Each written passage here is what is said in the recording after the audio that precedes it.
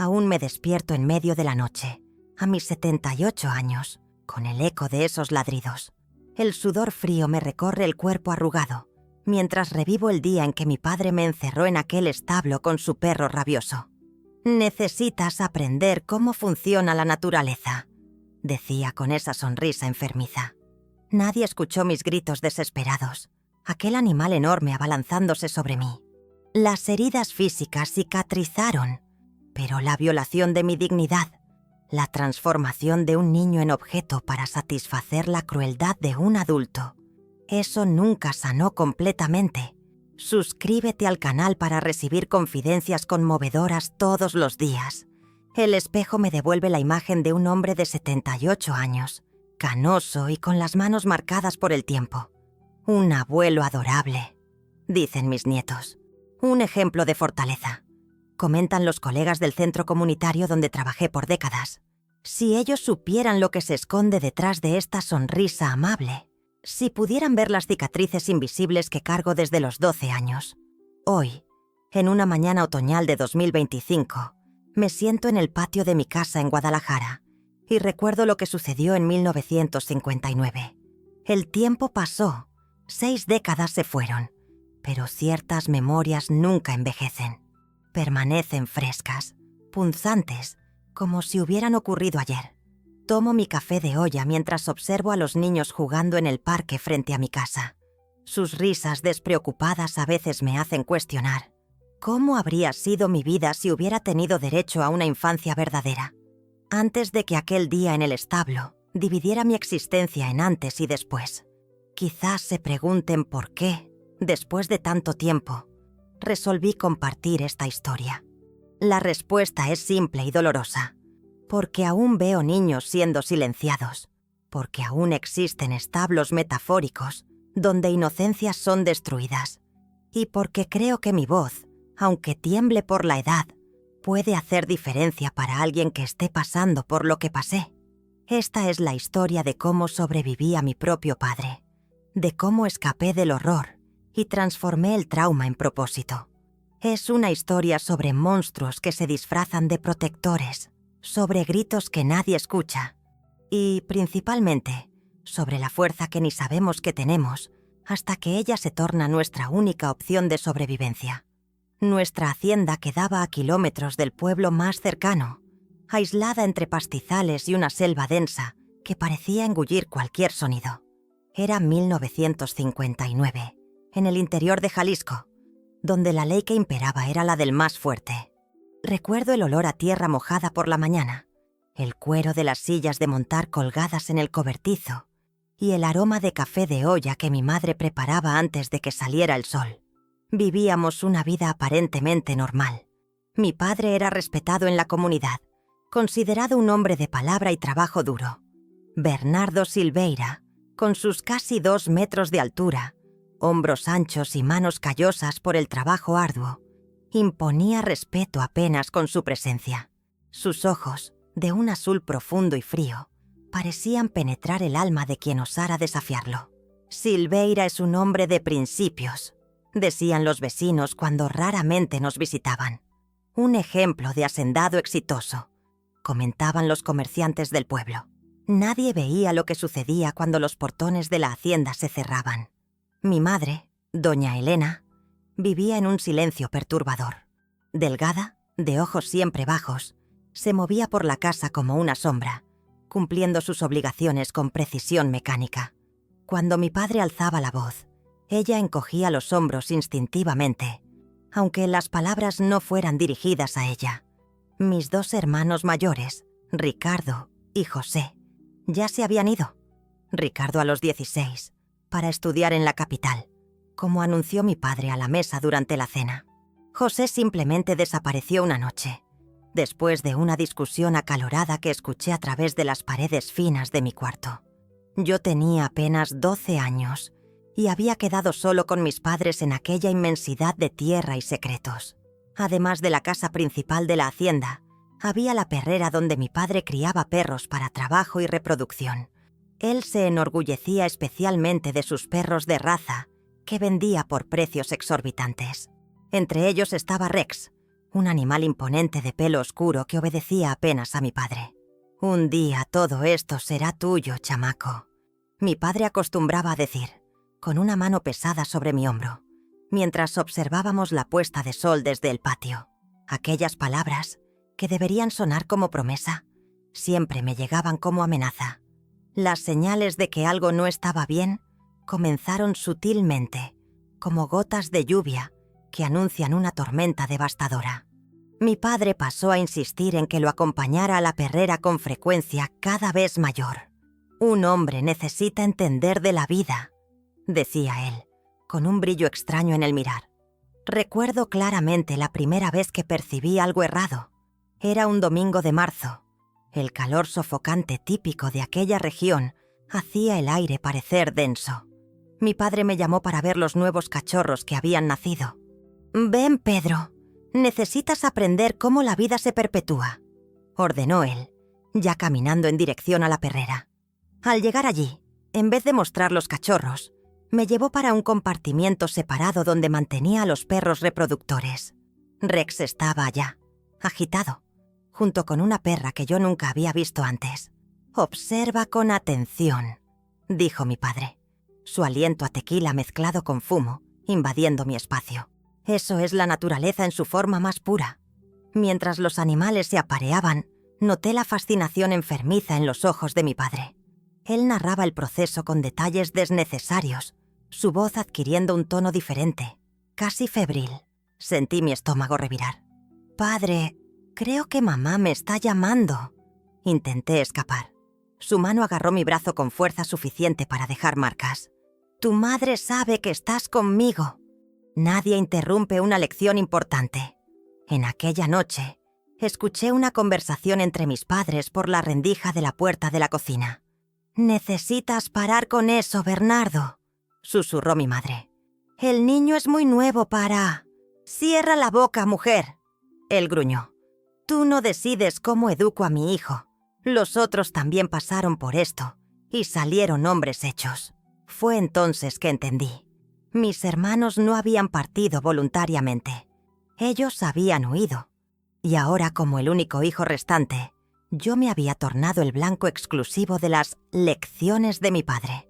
Al día siguiente, Sebastián, el caporal, me encontró escondido en el establo viejo. «Muchacho, ¿todo bien?», preguntó, sus ojos revelando preocupación genuina. «Sebastián», susurré, «¿por qué mis hermanos se fueron?». El hombre desvió la mirada, ajustó el sombrero gastado y respondió casi inaudiblemente. «Hay cosas que un hombre no debería hacer ni con sus animales, cuanto más con su familia». Fue en un jueves caliente de abril que mi vida cambió para siempre. Yo había pasado la mañana ayudando en el ordeño, cuando mi padre apareció en el establo, un brillo perturbador en los ojos. «Pedro, te necesito en el establo viejo. Ahora». Su discurso parecía ensayado, como si ya hubiera dicho esas mismas palabras para mis hermanos. Al llegar al establo, noté que la puerta había sido reforzada con tablas nuevas y un candado robusto. Mi padre abrió el candado y me empujó para adentro. El olor a moho y paja vieja invadió mis narinas. «Hoy vas a aprender cómo la naturaleza funciona», dijo él, saliendo rápidamente y cerrando la puerta. Oí sus pasos alejándose y después retornando. Cuando la puerta se abrió nuevamente, mi corazón casi paró. Mi padre empujó a Rex para dentro del establo. El animal estaba agitado, sus ojos fijos en mí. «Él está en el período de apareamiento», explicó mi padre con una calma aterradora. «Hoy vas a entender lo que sucede cuando un animal fuerte encuentra a uno más débil». Entonces la comprensión me alcanzó como un rayo. El horror de lo que mi padre estaba insinuando era tan grande que mi cuerpo entero comenzó a temblar incontrolablemente. No era apenas una lección sobre la naturaleza. Era algo mucho más perverso. «Padre, por favor», imploré, lágrimas escurriendo por mi rostro. «Déjame salir». «Cuando la lección termine», respondió él, cerrando la puerta y pasando el candado. El establo estaba ahora sumergido en la penumbra. La única luz venía a través de las rendijas entre las tablas. Rex se aproximaba lentamente, gruñendo, mientras yo retrocedía hasta sentir la pared áspera contra mis espaldas. Mis rodillas flaquearon. Mi boca se secó completamente. El miedo era tan intenso que sentí como si estuviera ahogándome, aún respirando. En aquel momento, entendí con claridad cristalina lo que había sucedido con mis hermanos y por qué ellos nunca más volvieron. Con el corazón latiendo como un tambor ensordecedor dentro del pecho, observé a Rex aproximándose. Cada paso del animal parecía en cámara lenta, mientras mi mente trabajaba frenéticamente buscando una salida. ¡Socorro!, grité con toda la fuerza de mis pulmones. ¡Alguien me ayude! Pero sabía que nadie vendría. La casa principal quedaba lejos de más, y todos los trabajadores estaban en el otro extremo de la hacienda en aquel horario. Mi padre había escogido el momento perfecto para su lección. Un pensamiento cruzó mi mente como un relámpago. Si yo no hago algo ahora, seré destruido. No apenas mi cuerpo, sino mi alma. Era una comprensión adulta de más para un niño de 12 años, pero el terror tiene el poder de madurar instantáneamente. Percibí que había una pequeña ventana en el fondo del establo, casi completamente cubierta por telarañas y polvo. Parecía pequeña de más para un adulto pasar, pero quizás un niño flaco conseguiría. Rex avanzó súbitamente y, por reflejo, agarré un pedazo de madera del suelo y lo mantuve al frente de mi cuerpo. No era un arma, pero me daba algunos segundos preciosos de distancia. «Calma, Rex», susurré, intentando imitar el tono que mi padre usaba con los animales. «Calma, muchacho». Comencé a moverme lateralmente, manteniendo el pedazo de madera entre mí y el perro, mientras me aproximaba gradualmente de la ventana. Rex parecía confuso con mi cambio de comportamiento, alternando entre avanzar y retroceder. En aquel momento, algo dentro de mí cambió fundamentalmente. El miedo continuaba allá, punzante y real, pero ahora había algo más: determinación. Una certeza absoluta de que yo merecía más que aquel horror, de que yo tenía derecho a una vida más allá de aquella hacienda y de aquel hombre que debería protegerme, pero se había tornado mi mayor peligro. No voy a morir aquí, prometí a mí mismo. No voy a ser destruido como él quiere. El sol comenzaba a ponerse y la penumbra en el establo aumentaba. Calculé que luego mi padre volvería para verificar el resultado de su lección. Yo tenía poco tiempo. Cuando finalmente alcancé la ventana, coloqué el pedazo de madera en el suelo y con las 2 manos intenté remover las tablas podridas que la cubrían. Ellas cedieron más fácilmente de lo que yo esperaba, revelando una abertura pequeña, pero que parecía suficiente. Rex avanzó nuevamente, más decidido esta vez. Sus mandíbulas se cerraron en el tejido de mi pantalón, rasgándolo. Pateé instintivamente, ganando algunos segundos, y con un impulso nacido del desespero, lancé mi cuerpo contra la abertura. La madera podrida cedió con un estallido, y mi cuerpo pequeño y flaco se deslizó por la abertura como una serpiente escapando de un predador. Caí del otro lado, arañando rodillas y codos en la caída.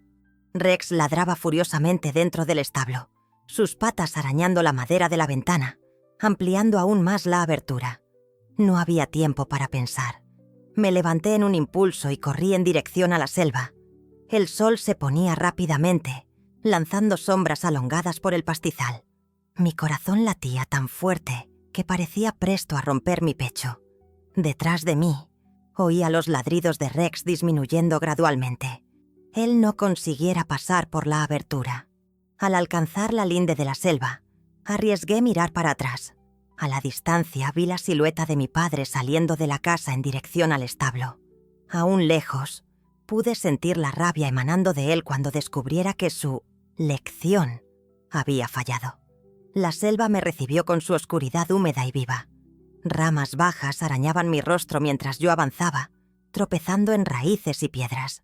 No sabía para dónde estaba yendo, apenas que necesitaba alejarme lo máximo posible. «¡Chamaco!», oí la voz de mi padre, distante pero clara, cargada de furia. «Vuelve ya, solo estás empeorando las cosas». Sus palabras apenas aceleraron mis pasos. La noche cayó completamente y la selva se tornó un laberinto negro. Los sonidos nocturnos, búhos, grillos, el susurro de las hojas, parecían amplificados por mi miedo. Continué andando hasta que mis piernas no aguantaran más. Finalmente, exhausto, encontré un árbol caído cubierto de musgo y me escondí debajo de él. Mi cuerpo temblaba, parte por el frío que comenzaba a instalarse, parte por el terror aún punzante en mis venas. Me encogí lo máximo posible, abrazando las rodillas contra el pecho. ¿Qué haría ahora? ¿Para dónde iría? No tenía dinero, documentos, ni siquiera zapatos adecuados para una larga caminata. La ciudad más cercana quedaba a por lo menos 2 días de caminada, por senderos que yo mal conocía. En medio de la noche desperté con el sonido de voces y linternas moviéndose por la selva. Mi padre había organizado una búsqueda. A través de las rendijas de mi escondite, vi luces danzando entre los árboles. «El chamaco no puede haber ido lejos», gritaba uno de los hombres. «Bernardo va a despellejarlo vivo cuando lo encontremos», respondió otro. «¡Cállate!», reprendió una tercera voz que reconocí como la de Sebastián. «El muchacho ya debe estar asustado lo suficiente». Contuve la respiración cuando el haz de una linterna pasó cerca de mi escondite. Por un momento pensé haber sido descubierto, pero las voces y luces continuaron alejándose. Solo entonces noté que me había orinado en los pantalones, como un bebé. La vergüenza se mezcló al miedo, pero algo más fuerte nació dentro de mí. La determinación de sobrevivir. Si estás leyendo esto, te pido que compartas. Existen muchos niños que necesitan saber que no están solos. Pasé 3 días vagando por la selva, huyendo de los grupos de búsqueda y luchando contra el hambre y el frío. Me alimentaba de frutas que reconocía como seguras, guayabas, chicozapotes, pitayas, y bebía agua directamente de los arroyos. Mis pies estaban en carne viva, mi rostro arañado por las espinas, y mi ropa rasgada mal me protegía del sereno nocturno. En la segunda noche, la fiebre me alcanzó. Deitado bajo una cobertura improvisada de hojas de plátano, yo temblaba y deliraba. En mis pesadillas, Rex me perseguía interminablemente por un establo que crecía a cada paso mío. Mi padre observaba, riendo, mientras yo corría en círculos sin salida. «Nunca vas a escapar, chamaco», decía él en mi delirio. «Nadie escapa de su naturaleza». Desperté al amanecer, empapado de sudor, pero con la fiebre cediendo. Un pájaro pequeño y colorido me observaba de una rama próxima, su cabeza inclinada como si cuestionara lo que aquella criatura maltrecha hacía en su territorio. «Yo también gustaría de poder volar para lejos», susurré para el pájaro, que levantó vuelo asustado con mi voz. En el tercer día la búsqueda parecía haber disminuido. Oía menos voces, menos perros ladrando a la distancia. Quizás mi padre había desistido. O quizás, pensé con un escalofrío, él estuviera apenas esperando que el hambre y el cansancio me forzaran a volver arrastrándome. Estaba bebiendo agua de un arroyo, curvado como un animal salvaje, cuando oí un ruido detrás de mí. Congelé, el pánico instantáneamente inundando mi cuerpo. Me volví lentamente, preparado para correr. Era Sebastián, solo, sin linterna o armas, apenas su viejo sombrero de palma y una expresión que mezclaba alivio y preocupación. «Muchacho», dijo él suavemente, levantando las manos para mostrar que no representaba peligro. «Yo no voy a hacerte daño». Retrocedí un paso, listo para sumergirme en la selva. «Tu padre no está conmigo», continuó él, manteniendo distancia. «Nadie sabe que estoy aquí. ¿Por qué debería creer en ti?», pregunté, mi voz ronca después de días casi sin hablar. «Porque yo sé lo que sucedió en el establo», respondió él, sus ojos llenándose de lágrimas. «Porque yo sabía lo que iba a suceder y no lo impedí. Y porque yo no conseguiría vivir conmigo mismo si no intentara ayudarte ahora». Algo en la manera como él habló, el peso de la culpa en su voz, la sinceridad en el mirar, me hizo hesitar. «¿Vas a llevarme de vuelta?» «No», dijo él firmemente. Voy a llevarte para un lugar seguro, lejos de aquí, pero necesitamos ser rápidos y cuidadosos. Tu padre está furioso, y yo temo lo que él pueda hacer si nos encuentra.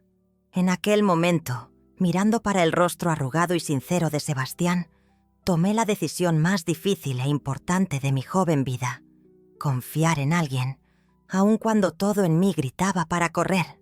Sebastián me llevó por senderos estrechos que yo jamás había visto, claramente evitando las carreteras principales. Caminamos en silencio por horas, parando apenas para beber agua o descansar brevemente. El viejo caporal parecía conocer la región como la palma de su mano. ¿Para dónde estamos yendo?, pregunté finalmente, cuando el sol comenzaba a ponerse nuevamente. Para la casa de doña Concepción, a la orilla del río Verde, respondió él sin disminuir el paso. Ella es partera y curandera, una buena mujer que no hace preguntas desnecesarias. Continuamos andando hasta que el cielo se tiñó de negro y las estrellas aparecieron a los millares sobre nuestras cabezas. La selva comenzó a quedar menos densa y luego avistamos un pequeño claro donde se erguía una casa simple de adobe con tejado de palma. Una luz amarillenta escapaba por la única ventana. Estábamos a pocos metros de la casa cuando un ruido nos hizo parar. El inconfundible sonido de un rifle siendo amartillado cortó el silencio de la noche. Yo sabía que estabas traicionándome, viejo hijo de la chingada. La voz de mi padre emanaba de las sombras como un veneno. Él surgió de la oscuridad, el rifle apuntado directamente para el pecho de Sebastián. Su rostro, iluminado parcialmente por la luna, parecía la máscara de un demonio, contorcido por la rabia. «Bernardo, sé razonable», Sebastián intentó argumentar, colocándose instintivamente en mi frente. «El muchacho necesita de ayuda, no de...» «Cierra la boca», rugió mi padre. «Tú trabajas para mí hace 20 años, ¿y es así que me pagas? ¿Robando mi propio hijo?» «Él no es una propiedad, Bernardo», respondió Sebastián con una calma sorprendente. «Y lo que tú intentaste hacer con él en el establo, eso no tiene perdón».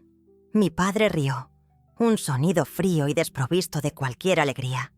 «¿Quién eres tú para juzgar cómo educo a mi hijo?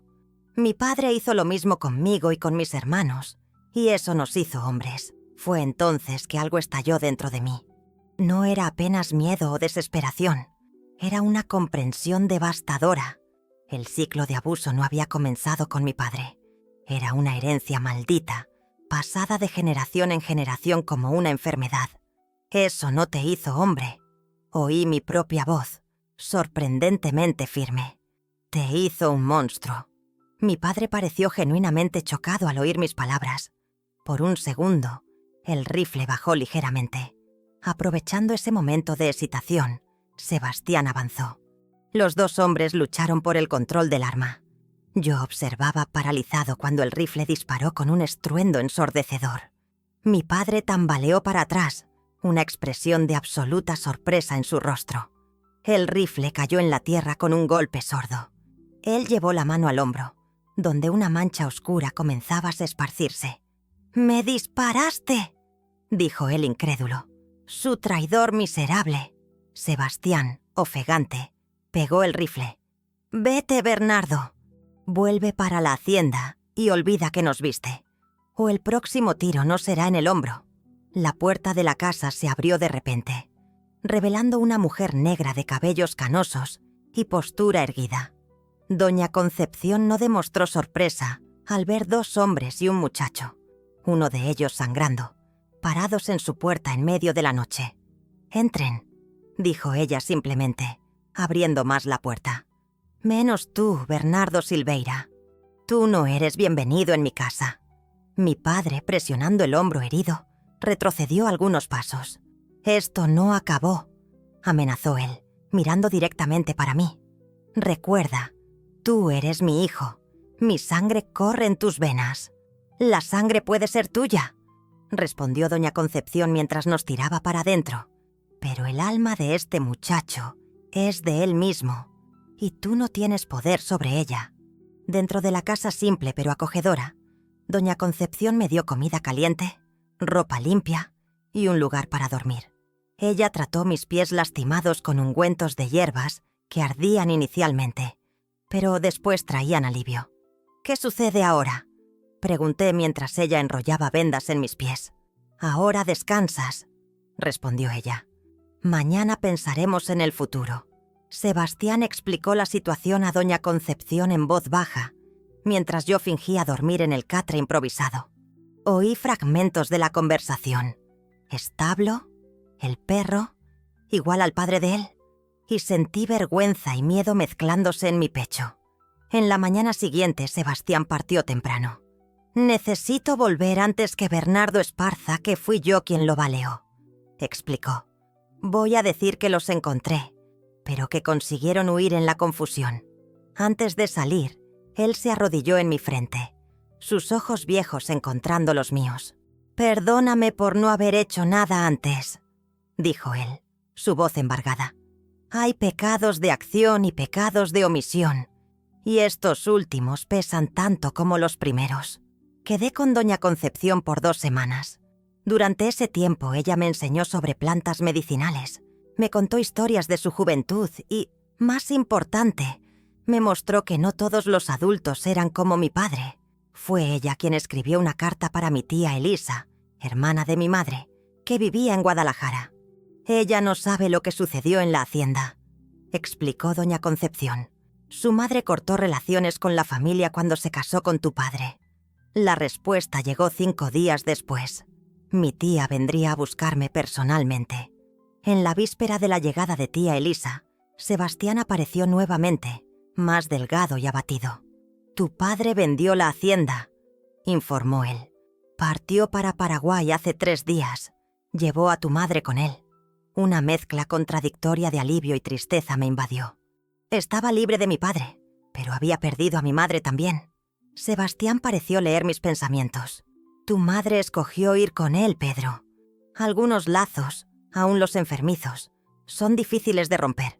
Hoy, 66 años después de aquellos eventos, me siento en el patio de mi casa en Guadalajara y observo la ciudad que se tornó mi refugio y después mi hogar.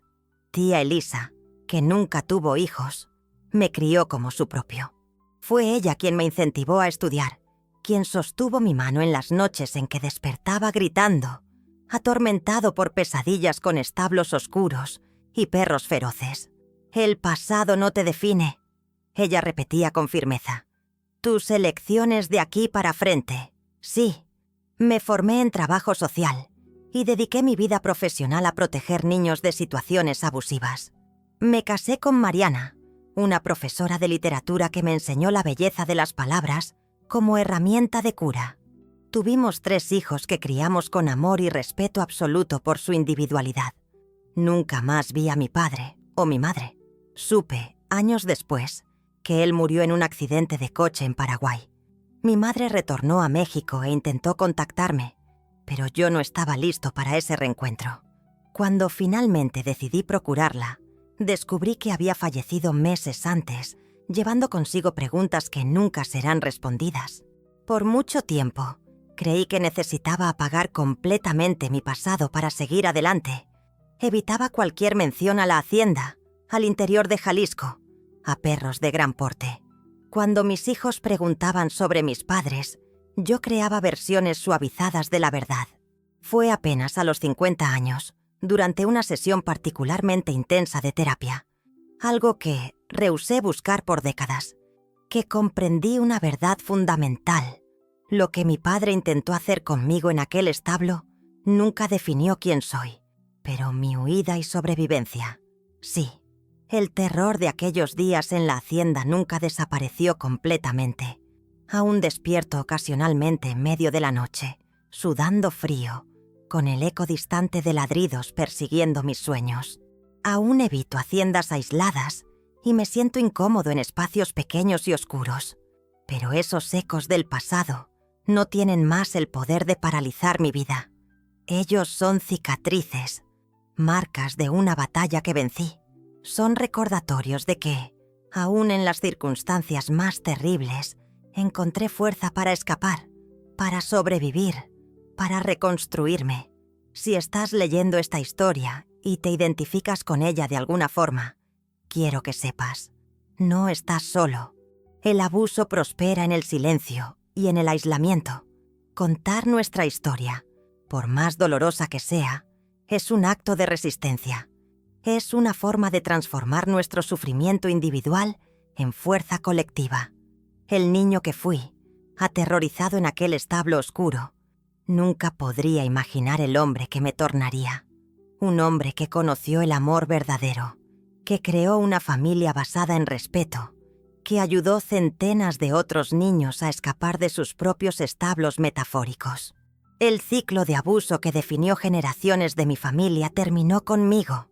Esta, quizás, sea mi mayor victoria. Si este desahogo te tocó, suscríbete al canal y activa las notificaciones para recibir nuevos relatos todos los días. ¿Qué harías si estuvieras en la misma situación? Comenta abajo.